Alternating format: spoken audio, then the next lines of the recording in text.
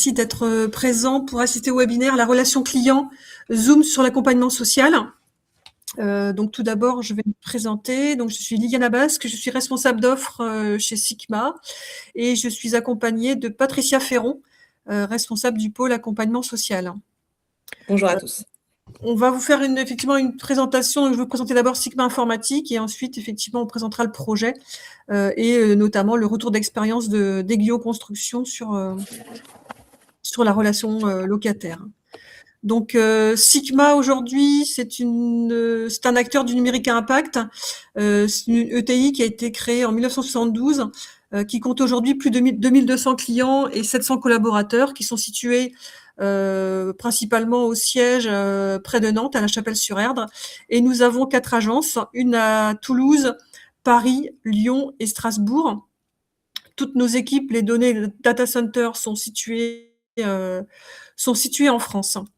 Notre proposition de valeur repose sur une chaîne souveraine pour répondre effectivement aux différents enjeux IT.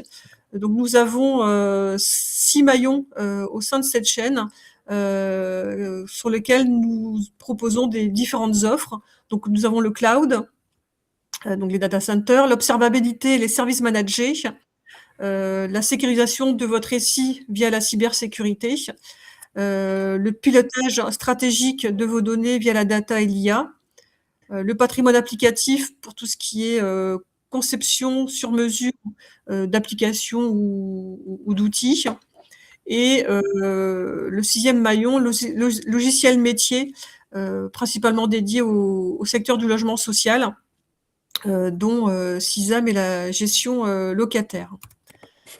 Donc le projet Sisam chez Aiguillon Construction était très orienté sur l'accompagnement social des locataires. Donc le projet a duré un peu plus d'1 an, a démarré en février 2025 pour une mise en production d'une première partie sur les actions collectives en février 2026. Et il y a une deuxième partie du projet qui sera mise en production notamment pour les actions individuelles fin avril 2026. Donc le point qui est également à prendre en compte dans le projet, c'est la confidentialité des échanges au vu du contexte effectivement de la population sensible ou visée et dans le respect du RGPD. Donc Aiguillon Construction cherchait une solution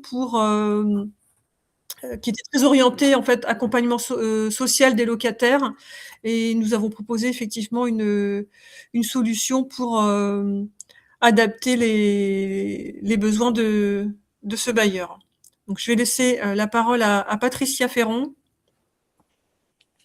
Donc, Aiguillon Construction, effectivement, est une ESH implantée dans l'Ouest, constructeur et gestionnaire de logements sociaux sur 4 départements, donc le Finistère, le Morbihan, la Loire-Atlantique et l'Ille-et-Vilaine. La gouvernance est aujourd'hui assurée par Mireille Massot, présidente, et Thierry Evon, directeur général. Ce sont 315 collaborateurs qui œuvrent au quotidien pour la gestion d'environ 19 900 logements et le bien-être de 36 500 occupants. Donc, les différentes activités d'Aiguillon Construction.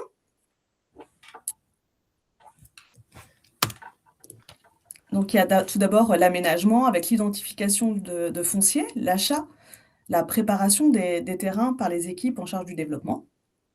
Ensuite, il y a évidemment la construction. Le pôle immobilier assure de la maîtrise d'œuvre à la réalisation, avec l'objectif étant de proposer des solutions immobilières adaptées aux enjeux des différents territoires sur lesquels on se trouve et de garantir un accompagnement de proximité. La commercialisation, nos attachés commerciaux louent et vendent les logements, que ce soit dans le neuf ou dans l'ancien. L'entretien et la réhabilitation des logements. Au quotidien, les équipes des territoires assurent l'entretien de notre patrimoine et notre pôle immobilier est garant des gros travaux et de la rénovation qui est nécessaire à la conservation de notre patrimoine. En parallèle de ces activités, nous avons à cœur d'accompagner les habitants au quotidien afin de créer du lien et favoriser le bien vivre ensemble. C'est comme ça que depuis une vingtaine d'années, maintenant, Aiguillon a une équipe accompagnement social qui s'est mis en place avec 4 personnes sur l'accompagnement collectif, voilà, une responsable de pôle développement social urbain et 3 chargés de projet à animation sociale. et une équipe de travailleurs sociaux avec des fonctions, enfin des fonctions identiques, mais en tout cas un métier qui peut être diversifié. On a des éducateurs spécialisés, des assistants sociaux, un CESF. Voilà, donc cinq travailleurs sociaux qui interviennent sur les quatre départements. Donc c'est donc pour cette activité que nous avons été amenés à réfléchir à une solution digitale avec Sigma. Donc l'idée principale, c'est d'assurer l'idée principale de ce pôle, c'est d'assurer une bonne qualité de service tout en favorisant le vivre ensemble et la cohésion sociale. Concrètement, ça passe par plusieurs axes, hein, la gestion des situations du quotidien, l'accompagnement social de proximité, mais aussi l'animation des territoires et le soutien aux initiatives habitants. En parallèle, il y a aussi une volonté d'innover avec le développement de nouveaux services et l'expérimentation de solutions adaptées aux besoins de nos locataires. Donc l'objectif est vraiment de faire du logement un levier d'insertion et d'apporter des réponses concrètes aux enjeux des territoires. Pour y arriver, donc, comme on vient de le voir, Aiguillon s'appuie sur une équipe dédiée, mais aussi sur tout un réseau de partenaires pour proposer une offre de service en constante évolution. Donc, sur cette slide, on peut voir l'accompagnement social individuel auprès de nos locataires. Alors, leur mission, c'est d'intervenir sur les situations les plus fragilisées, quand l'usage du logement devient compliqué et qu'un suivi spécifique nous semble nécessaire. Cet accompagnement est assuré par les travailleurs sociaux, après une orientation des équipes de proximité. Ce sont les personnes qui sont en agence, les gérants immobiliers notamment, mais aussi les attachés commerciaux ou les conseillers sociaux recouvrement qui nous orientent les situations.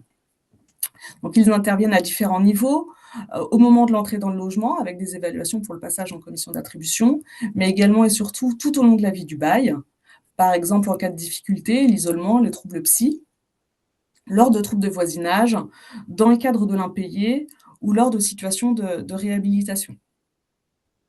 Concrètement, l'objectif est d'évaluer la situation de la personne, de l'accompagner et surtout de l'orienter vers les dispositifs de droit commun ou les partenaires les plus adaptés à la situation.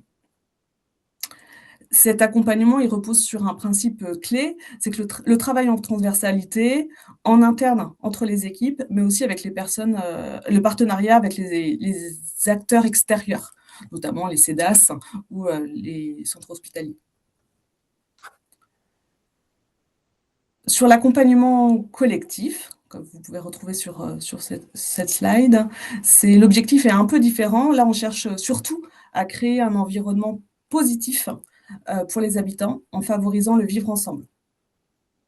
Pour ça, on utilise différentes thématiques qui sont abordées, par exemple le lien social, le cadre de vie, l'accès au droit ou au numérique, mais aussi la culture, le sport ou encore la santé. Concrètement, comment ça se traduit? C'est avec des actions très variées, des cafés-rencontres, des ateliers, du porte-à-porte pour aller vers nos habitants, connaître mieux leurs besoins et essayer d'adapter justement les actions à ces besoins. Il y a des initiatives habitants qui sont portées et aussi des jardins partagés qui ont été créés et qui sont animés maintenant par les habitants. Ces actions, elles se déroulent soit en pied d'immeuble, mais aussi à l'échelle d'un quartier, voire d'une commune, en fonction des partenariats que l'on a pu nouer avec eux. Tout comme l'accompagnement individuel, tout repose sur le travail en transversalité avec les équipes de terrain, en interne, mais aussi et surtout avec les acteurs de territoire. On fait rarement on fait rarement des actions seules. On essaye toujours d'impliquer les collectivités, les associations de quartier, afin que quand on n'est pas là, les locataires sachent vers qui se tourner. On est vraiment dans une logique collective pour créer du lien et améliorer le quotidien de nos habitants. Alors, quelques chiffres sur ces actions. Donc, comme je le disais au tout début, donc ce sont 35 000 occupants aujourd'hui chez Aiguillon Construction. Par rapport aux actions individuelles portées par les travailleurs sociaux, ce sont, sur ces dernières années, 720 situations qui sont accompagnées par nos équipes. Environ 782 visites à domicile ou rendez-vous locataires proposés en agence. Et pour les actions collectives, il y a environ 360 actions d'accompagnement social collectif qui sont portées, avec l'appui de plus de 130 partenaires. En 2025, ce sont 167 résidences d'Aiguillon Construction qui ont bénéficié d'une action collective.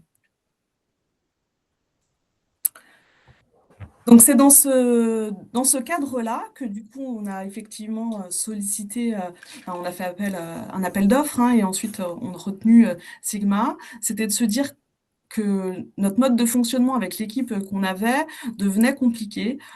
Comment on gérait auparavant et encore aujourd'hui pour l'accompagnement individuel, puisque c'est pas mis en production, mais on recueillait énormément d'informations. On voulait suivre et effectivement on a des indicateurs depuis maintenant de nombreuses années, et donc toute cette récolte elle se faisait par le biais de tableaux, par voilà, des outils qui sont un peu désuets aujourd'hui. On avait une arborescence sur notre serveur pour chaque situation individuelle, mais qui nous imposait aussi, dans le cadre de la RGPD, de faire régulièrement, de regarder les documents qu'on avait, faire du tri, archiver et ensuite détruire. Donc, des documents qui nous prenaient énormément de temps. Et ça, pour l'accompagnement individuel. De la même manière, pour l'accompagnement collectif, on avait aussi des éléments différents. Donc, les équipes passaient beaucoup de temps à remplir ces éléments chaque mois. L'enjeu, c'était bien de soutenir les professionnels dans leurs activités et le suivi de leurs dossiers, et puis d'améliorer la qualité de service qu'on allait proposer à nos locataires. Donc, le besoin, on s'est vite tourné effectivement sur une solution logicielle fiable, performante et professionnelle.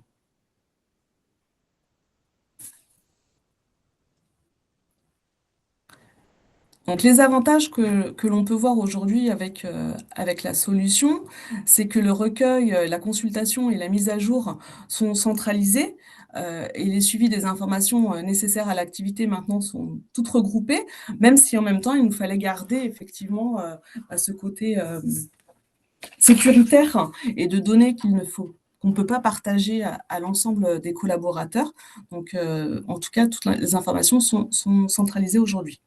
Il fallait effectivement une solution globale dans le parcours d'accompagnement. Il fallait qu'on puisse retrouver effectivement dans cette solution toutes les activités qu'on pouvait mener, dont je vous ai parlé tout à l'heure, que ce soit l'attribution, que ce soit le trouble du voisinage, que ce soit l'impayé. Il fallait qu'on puisse effectivement, dans le même outil, gérer toutes ces activités, avec du partage de données ciblées avec les parties prenantes internes qui interviennent sur la relation locataire.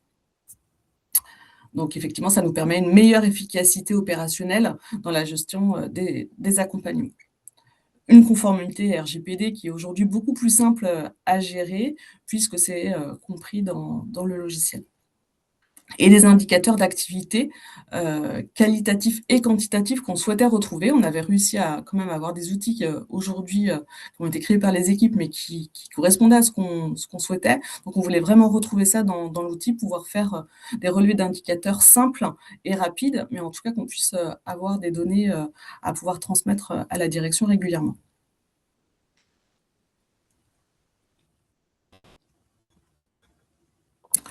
Donc, les bénéfices de cette collaboration, c'est le partage de nos expertises. Effectivement, Sigma, pour le logement social, avait déjà une grande expérience, donc c'était de se servir de ça, mais en même temps de vraiment l'adapter à l'accompagnement social. Donc, ça a nécessité vraiment un partage d'expérience et un partage d'expertise qui nous a pris un peu de temps au départ, mais qui était nécessaire pour vraiment créer un outil sur mesure. La modernisation de nos pratiques et des procédures de travail avec cet outil, c'est vraiment un gain de temps et un outil qui est assez simple d'utilisation et surtout beaucoup plus adapté à nos modes de travail actuels. La valorisation des métiers et de l'accompagnement social au sein d'Aiguillon, et puis une solution réfléchie et adaptée à nos besoins. Effectivement, il y a eu une grande écoute et une agilité qui a été portée.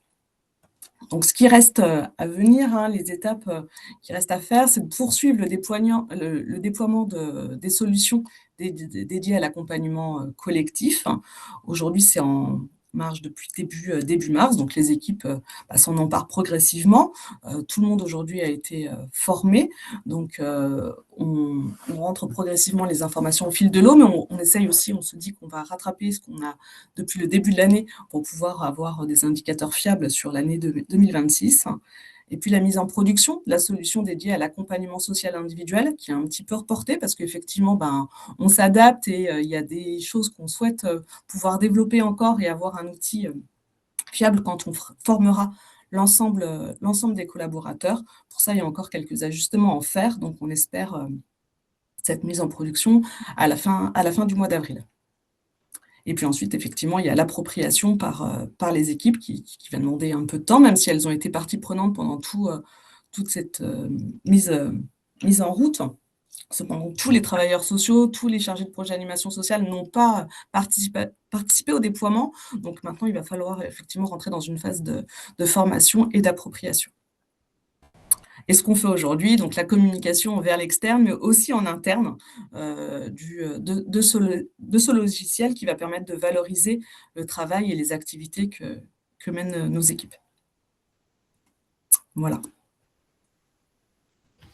Merci Patricia pour ce retour d'expérience. Donc il nous reste quelques minutes avant la fin du webinaire. Donc si vous avez des questions, vous pouvez les poser en direct ou sinon via le chat. Je ne sais pas s'il y a déjà des questions qui sont... Non, on n'a pas de questions. Ça a été très clair. Alors juste pour préciser, effectivement, au-delà d'un projet informatique, on a tendance à s'appuyer que sur les aspects techniques. Comme l'a dit Patricia, effectivement, il faut embarquer toutes les parties prenantes au sein du projet. Donc, il y a tout l'aspect humain aussi qu'il faut prendre en considération. Et j'ai envie de dire, c'est ce qui est parfois le plus compliqué, en fait, au-delà de la technique.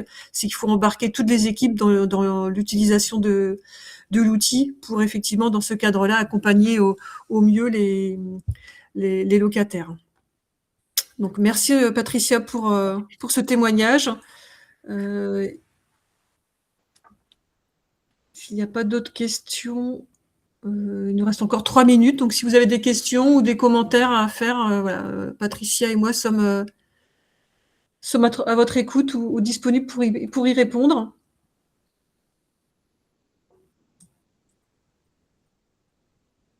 Non, a priori, ça a été très clair parce qu'on n'a pas de questions, pas de remarques ni de commentaires, mais à part effectivement un commentaire comme quoi c'était très clair. Donc, merci pour votre participation et puis je vous souhaite une bonne fin d'après-midi.